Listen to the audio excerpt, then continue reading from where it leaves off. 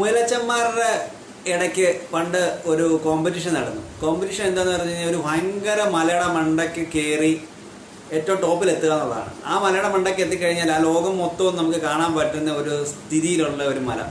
അപ്പം ഒരുപാട് മുയലച്ചന്മാരുണ്ട്.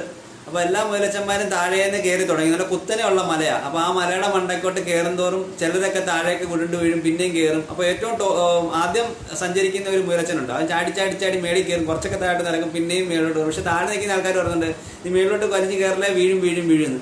പക്ഷെ അതൊന്നും കേൾക്കാതെ മുമ്പോട്ട് പോയിക്കൊണ്ടേ ഇരിക്കുകയാണ് ആ മുയലച്ചൻ. ഏറ്റവും ആദ്യം ആ മുയലച്ചൻ ഒന്നും കേൾക്കാതെ മേളിൽ കയറി താഴോട്ട് നോക്കുമ്പം ഇവർ പറയുന്നത് അത്രയ്ക്ക് നല്ല രീതിയിൽ കേൾക്കാൻ പറ്റുന്നില്ല. കാരണം എന്താ അറിയോ, അവൻ വിചാരിക്കുന്നത് ഏറ്റവും മേളിൽ നിൽക്കുന്ന മുയലച്ചൻ വിചാരിക്കുന്നത്, ആദ്യം കയറുന്ന മുയലച്ചൻ വിചാരിക്കുന്നത് ഇവനെ ക്ലാപ്പ് ചെയ്ത് മേളിലോട്ട് കയറ്റാൻ പ്രോത്സാഹിപ്പിക്കുകയെന്ന് വിചാരിക്കുന്നത്. അങ്ങനെ ഏറ്റവും ടോപ്പിലെത്തിയിട്ട് കൈ വീശുന്ന സമയത്ത് നമുക്കും കയറാം, ബാക്കിയുള്ളവർക്കും കയറാം, എളുപ്പം ചാടി കയറിക്കുമെന്ന് പറയും. പക്ഷെ ശരിക്കും എന്താ സംഭവിക്കുന്നത് അറിയോ, ആ മുയലച്ചിന് ചെവി കേൾക്കാൻ പറ്റത്തില്ല. അതാണ് അവൻ്റെ അപ്രിസിയേഷനായിട്ട് അവൻ കാണുന്നത്. അപ്പം താഴെ നിൽക്കുന്ന ആൾക്കാർ ഇവനെ ക്ലാപ്പ് ചെയ്ത് മേളിലോട്ട് കയറ്റാനുള്ള ആവേശം കൊടുക്കുകയെന്നാണ് വിചാരിക്കുന്നത്. പക്ഷെ അവൻ ഏറ്റവും ടോപ്പിൽ കയറി കഴിഞ്ഞപ്പം ബാക്കി എല്ലാവർക്കും ഒരു ഊർജ്ജമായി മേലോട്ട് കയറി പോകാനുള്ളത്.